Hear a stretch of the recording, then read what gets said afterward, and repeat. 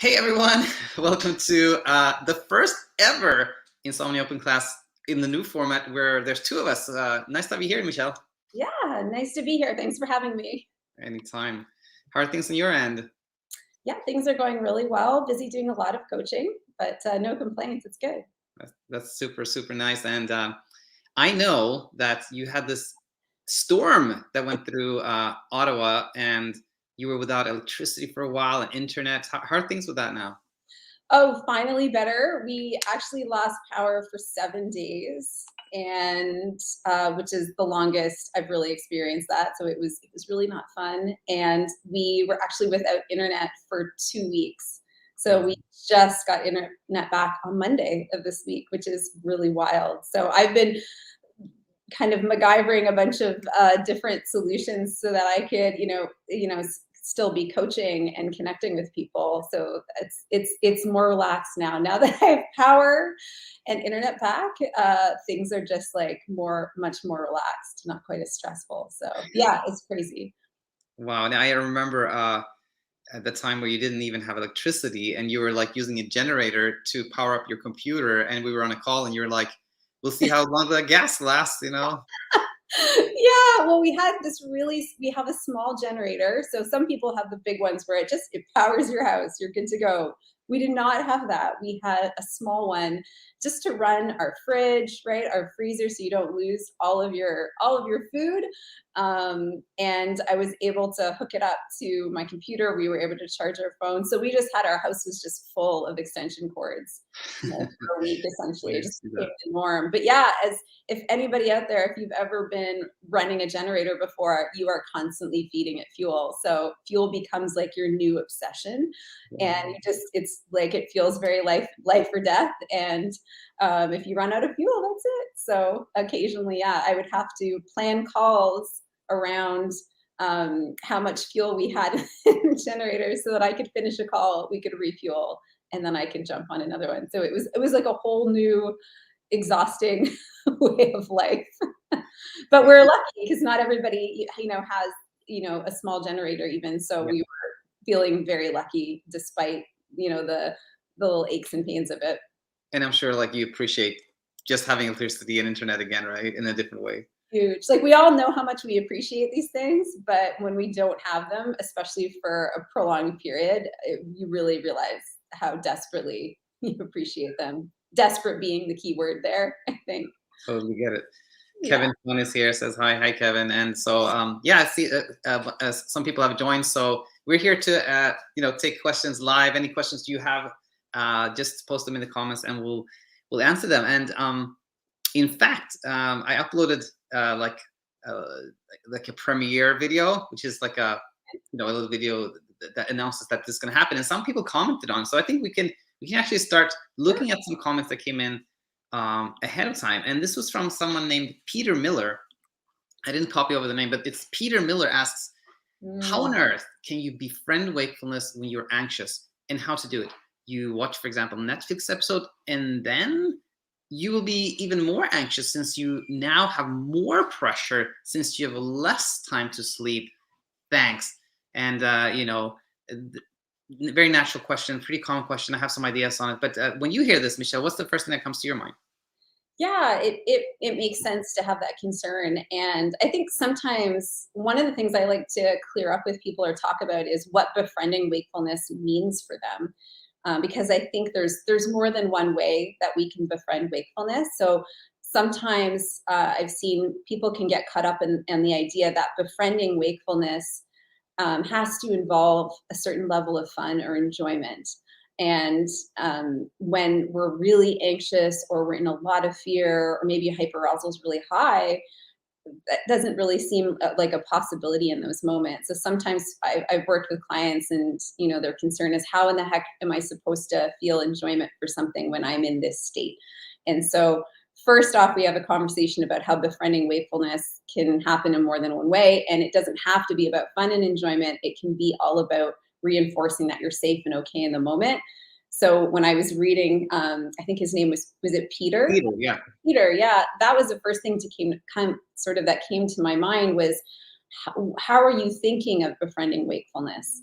You know, what kind of definition are you working with? And coming back to this idea that it can be anything that is really going to help us come back to this idea that even though we're awake at night, and even though we prefer to be sleeping and it's not ideal and we don't feel great, maybe we're anxious as well, that can we still come to a place of feeling more safe and okay about that, even though it's not our preference. So that was my first thought on that one.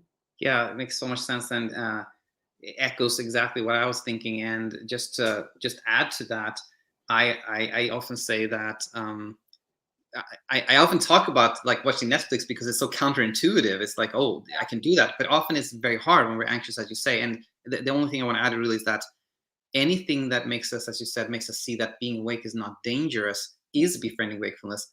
So maybe it's just resting, something like that can be really helpful. Yeah. And I think, yeah, let's actually, we have some live comments, so let's go over to those. This is, it's always so much. You can talk about it one question for an hour, right? But let's go to some more questions here. Kevin is here and says, please help. I wake up every morning at 3 a.m. no matter what. What should I do to try to get back to bed? I don't feel tired at that time and I can't fall asleep. Of course, sorry to hear this, Kevin, but so glad you're here and we get a chance to answer this question. And I'll let you go first again. Michelle, what do you think when you hear this?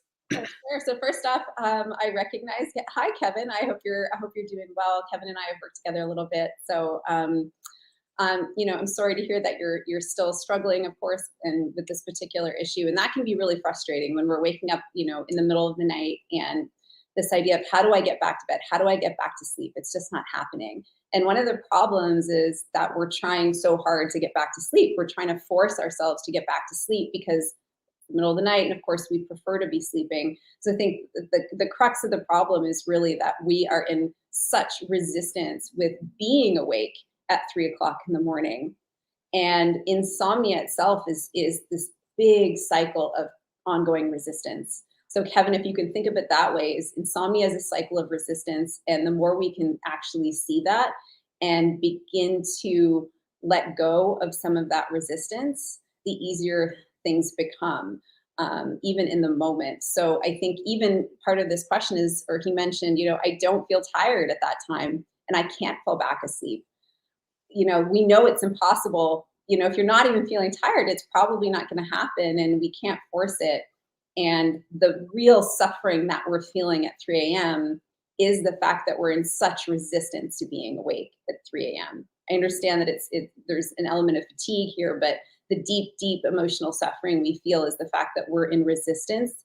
So the reality that we're awake at 3 a.m. as opposed to allowing this to happen and knowing that even though we prefer to be sleeping, it's okay. It's okay that we're awake right now. Does that make sense? Well said. Super well said. And, I just want to add my, I have sort of three pointers for this question, which is a very common question. And when people ask sort of like, when I am awake in the middle of the night, like what do I do? And the first thing I say is like, actually, the first thing I say, I can almost answer with a rhetorical question, which I always like to ask. And you know what I'm going to ask here, Michelle, which is, how do you know it's 3 a.m.? Oh, good point. Right? Thanks for that one. How do we know it's 3 a.m.? It's of course because we checked. And so my first thing I say when people ask me what do I do when I wake up in the middle of the night is like, it often helps to kind of resist the urge to know what time it is. Knowing the time can give us a sense of having some control, like monitoring, checking, but in reality, we can't control sleep. So like knowing the time just makes us more anxious and stressed. So the first thing I tell everyone is like, resist the urge to check the time. That can really help.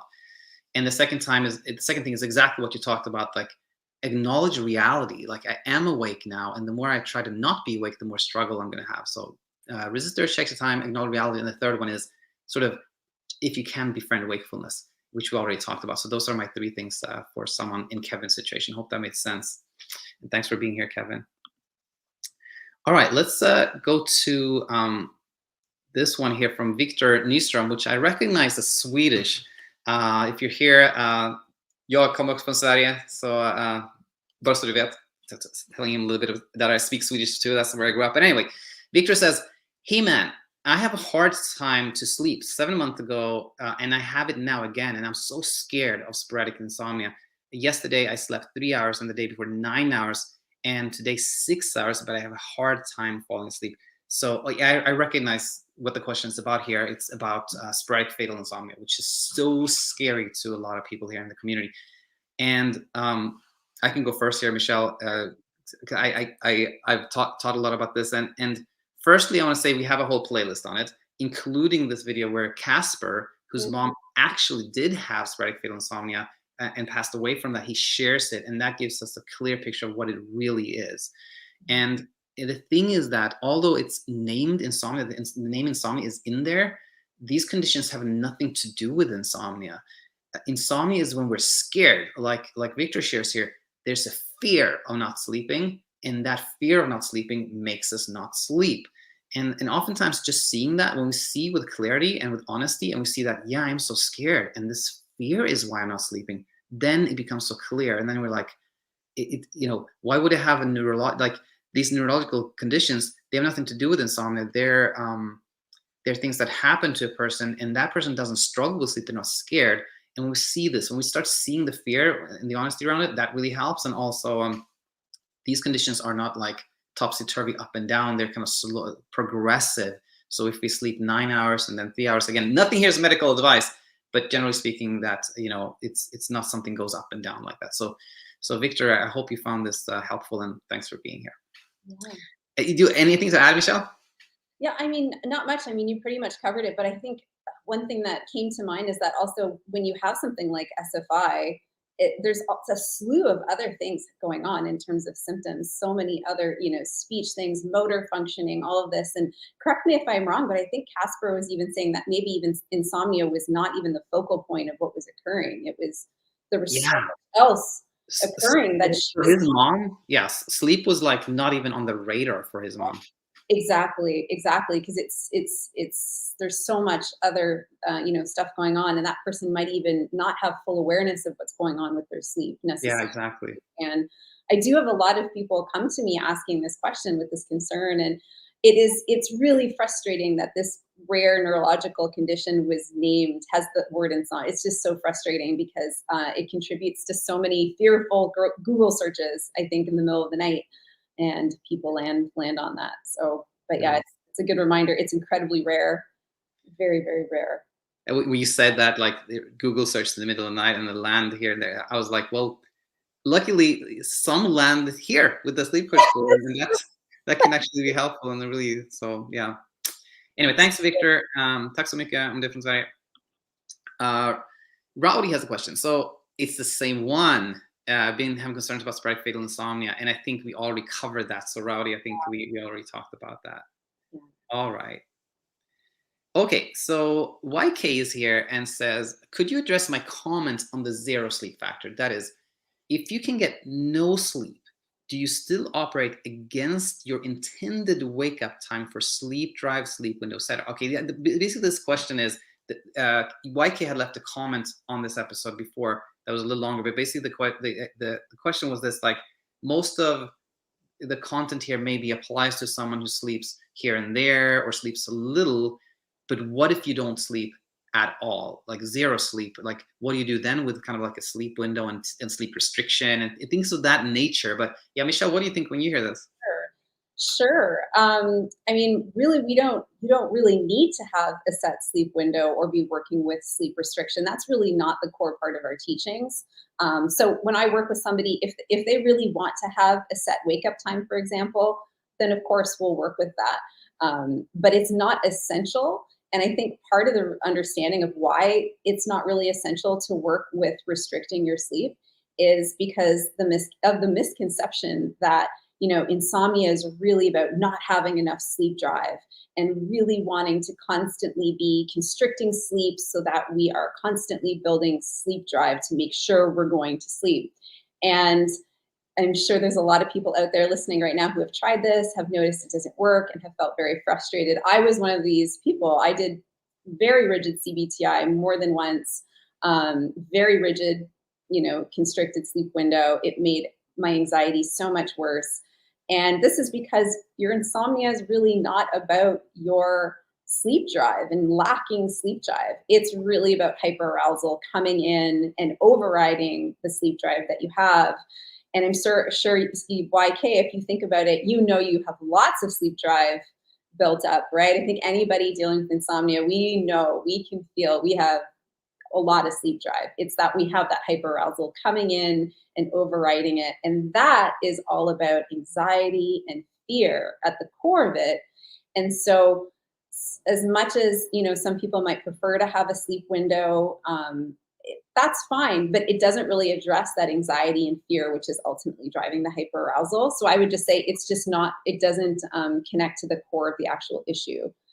So it's completely okay. You can completely recover from insomnia without having a set sleep window, without restricting your sleep in any way. And in lots of cases, it's actually preferable to not be, trying to restrict in any way at that point. So, I mean, the caveat, Daniel, would be if, perhaps if somebody is spending 12 hours in bed trying to sleep and maybe they're sleeping 2 or 3 hours or not at all, then we would want to restrict time in bed a little bit, but not for the purpose of creating a lot of, sleep drive or restricting their time in bed to 5 or 6 hours, but more to encourage them to know that they don't have to be spending excessive amounts of time trying to chase sleep, if that makes sense. Yeah, So, makes total sense. And this just took me to a place where I wanted to share something, and it's kind of funny because I wanted to tell you this, at some point, Michelle. I haven't told you, so now I'm going to kind of announce this live, and you'll get to know this too. Which is simply that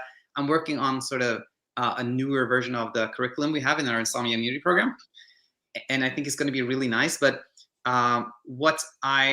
one thing I was doing was talking about like our timeless sleep window, which is, it can look like sleep restriction therapy, but it's quite different. And what I realized there was that, okay, the nice thing with having this kind of sleep window thing, which also exists in sleep restriction, is that there is some structure, right? Which you said somebody's spending 12 hours chasing sleep. Then having some structure can help, like, okay, I'm going to get up this time. I'm not going to check the time. But what I realized was, okay, what's the difference between like our timeless sleep window and sleep restriction is that sleep restrict, like our version is like, it gives you structure, but it's no control. It's like a step away from control. It's about, being timeless and letting this be. So you got the structure and you got like abandoning control, versus sleep restriction is structure, which can be nice, but the attempt at control. It's structure plus control. So it becomes really tricky. So just intention, very different, and not just the intent, the purpose, right? It's not to like endlessly try to build the sleep drive, which isn't missing in the first place. Exactly. At all. It's to sort of create some structure, maybe anchor our body. And I like the timeless window as well, because it actually reconnects us to our own, well, how am I feeling? Am I sleepy right now? As opposed to watching clocks and, okay, well, it's time, then I need to be sleeping right now because it's time, like that kind of thing. So yeah, that's very true. Hope that helped, WK. Kevin Fun said you skipped my question. I saw you say hi and then I didn't see the question. So let's go back. Sorry about that, Kevin. But here it is. Is it better to not use melatonin?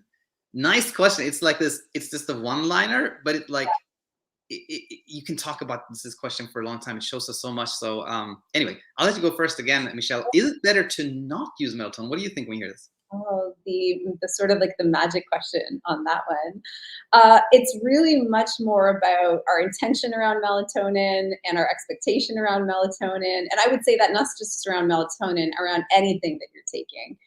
And so I think the challenge is not really about the melatonin specifically and like melatonin is bad or anything really going down into that category. It's more about what's your intention with taking the melatonin? What's your expectation from this melatonin? So if you are, for example, taking it saying, well, I need this melatonin to make myself sleep tonight, right? If I don't take it, I'm not going to sleep. It's going to be really bad.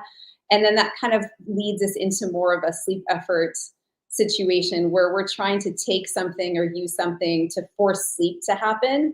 And Kevin, if you've been watching this channel, you know that probably ends up backfiring, right? Because it's just going to reinforce the idea that being awake is a huge threat, right? That it's dangerous, and then that's gonna unintentionally reinforce the fear and anxiety that we're experiencing. On the flip side, if somebody were to say, well, you know what, I've just taken melatonin for a long time. I know it's not going to make me sleep, but it's something that I like to take. Then it probably wouldn't have any sort of negative impact.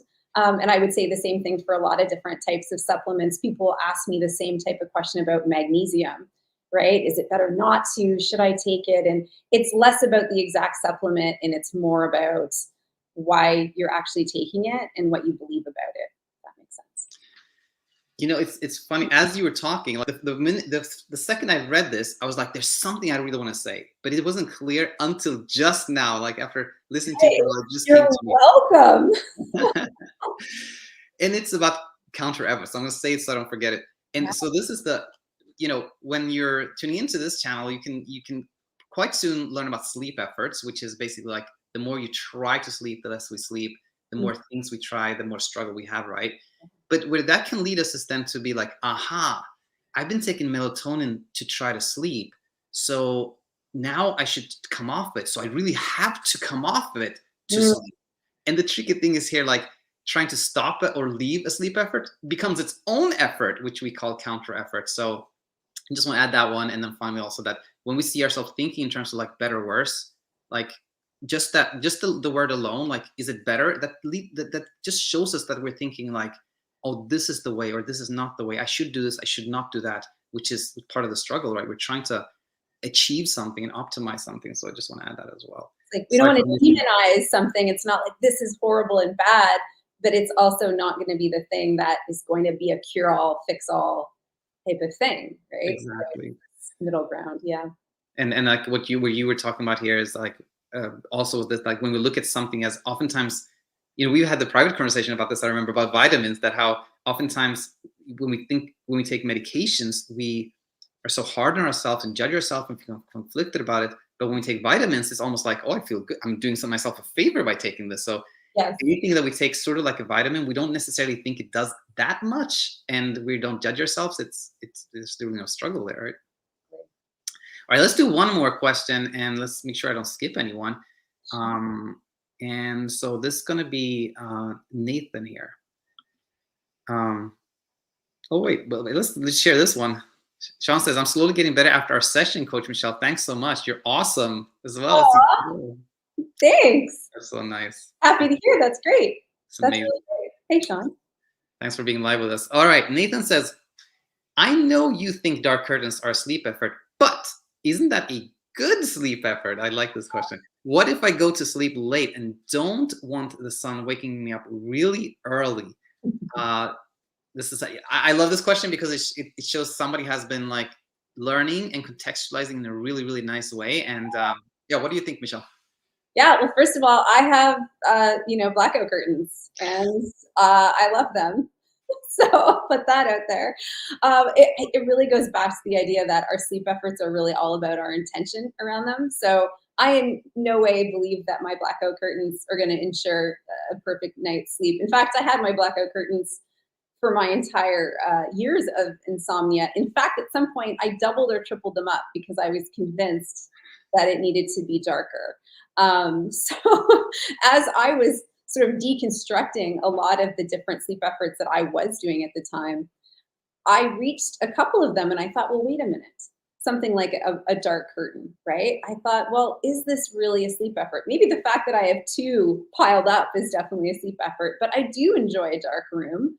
And that has more to do with my comfort and my personal preference. And I know it has nothing to do with ensuring that I'm going to be sleeping tonight. So therefore it's really not a sleep effort. So I think when something is about your own comfort and your personal preference, that's great. If you enjoy a dark curtain, if you enjoy a dark room, then I think there's nothing wrong with that at all. It's when we start to think that these things are going to make or break our sleep, and we become more obsessive around them, and we need to, right? We believe that they're directly connected to our own ability to sleep.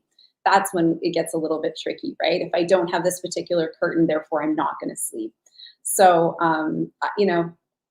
use the dark curtain, enjoy the dark curtain is what I would say. 100% agree. And it's this, this commonsensical thing that, of course, bright light in the morning it can disrupt our sleep. It can be annoying. And then having black curtains to block that out, that's no problem when the intention is not to like control sleep and things of that nature. 100% agree. And finally here, I'm gonna out you a little bit here, Michelle. I feel really vulnerable. No, I have this funny thing. The funny thing I want to share, which is like our colleague, Coach Beth, told me that you had actually gotten her into blue blocking glasses because they're just meaning. 100%. Well, the funny thing is, I really did. I'm very proud of this, actually. I did get into blue blocking glasses during my insomnia journey and was obsessive with my blue blockers. I would also have Flux, if anybody's heard of that. It's this piece of software you can have on your computer that blocks out blue light into the evening, so your screen will look red. And I would do that, and I would have my blue blockers, and I would just be in this like zone of safety, I felt. So I don't use them that way anymore, but I discovered that I love wearing blue blockers just while I'm on I spend all day on my computer, right? Just in front of a screen, and how much it just really helps with eye strain. So I kind of shifted my use away from sleep and towards just general computer use. I would be wearing them now if I could find a nicer looking pair. I'll tell you that much, because I do love wearing them. And, Beth was talking about having eye strain because, of course, with this new world, we're all working online. We're on our computers even more. And she was saying, it's really driving me nuts. And I said, you should try a blue blocker. And the moment she did, eye strain, gone, in love, bought multiple of them. So yeah. Oh yeah. Like, and you know what? Sometimes I do still wear them at night because they're so relaxing. So it's detached from sleep, but it's more like, oh wait, this has a use. I'm just using it wrong over here, and this is the helpful way over here. So it's again like when the effort is gone, there's no struggle, and it's interesting because we often see the opposite, but on the other end of things, meaning somebody who enjoyed exercising and enjoyed yoga and enjoyed meditation, and it was no effort, but they did feel kind of relaxed by it, and then they start having trouble sleeping, and the same things they were doing before now become sleep efforts because the intent changes. So both ends, these things can happen. But anyways, I think nice time to wrap up here. Yeah. It's super nice having you, Michelle, and we should totally do this more often. I think it really helps having this kind of being two people here chatting. Thanks for joining. Yeah, of course, this was fun. I'll come back anytime. Sounds good. Well, have a nice day today, and talk soon. Thanks everyone for being here. Yeah, thanks everyone.